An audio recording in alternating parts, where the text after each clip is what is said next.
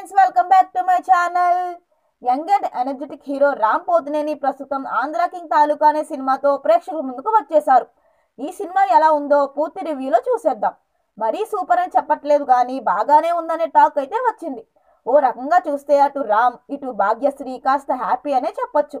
ఇక స్టోరీ విషయానికి వస్తే 100వ సినిమా చేస్తున్న తెలుగు స్టార్ హీరో సూర్య అంటే ఉపేంద్రకు అనుకోని ఓ కష్టం వస్తుంది. షూటింగ్ మధ్యలోనే ఆగిపోతుంది. మొదలవ్వాలంటే 3 కోట్లు అవసరం అవుతాయి. ఎవరిని అడిగినా సూర్యకు సాయం చెయ్యరు.